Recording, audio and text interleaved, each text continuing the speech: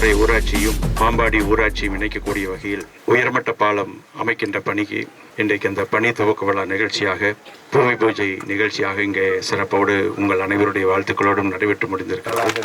சங்கரனாம்பாளையம் ஊராட்சியும் இணைக்கக்கூடிய வகையில் இதே அமராவதி ஆற்றிலே ஒரு உயர்மட்ட பாலத்தை நாம் கட்டினோம்.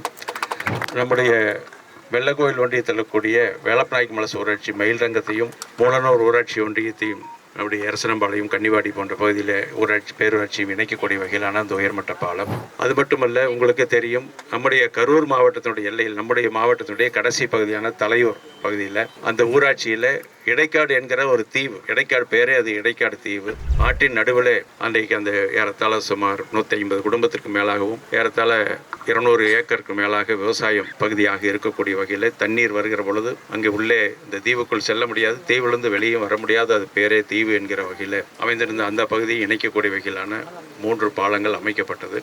எனவே இப்பொழுது இந்த பாலத்தை நம்முடைய மாண்புமிகு முதலமைச்சர் அவர்களுடைய கோரிக்கை ஏற்று நம்முடைய மாண்புமிகு முதலமைச்சர் அவர்களும் மாண்புமிகு துணை முதலமைச்சர் அவர்களும் அதே போல ஊரக வளர்ச்சித்துறை அமைச்சர் அண்ணன் ஐ. பெரியசாமி அவர்களுடைய துறையின் மூலமாக இந்த ஊரக வளர்ச்சி மற்றும் உள்ளாட்சித்துறை துறையின் மூலமாக இந்த பாலம் இன்றைக்கு நமக்கு கிடைத்திருக்கின்றது. அதற்காக இந்த நேரத்தில் இந்த மாவட்டத்தினுடைய அமைச்சர் என்கிற முறையில் மட்டுமில்லை, இந்த தொகுதியினுடைய முன்னாள் சட்டமன்ற உறுப்பினர் என்கிற முறையில் என்னுடைய நெஞ்சம் நிறைந்த நன்றியை என்னுடைய மாண்புமிகு மனிதவள மேலாண்மைத்துறை அமைச்சரின் சார்பிலும் உங்கள் அனைவரும் சார்பிலும் நான் இந்த நேரத்திலே நன்றியை தெரிவித்துக் கொள்ள கடமைப்பட்டிருக்கின்றேன்.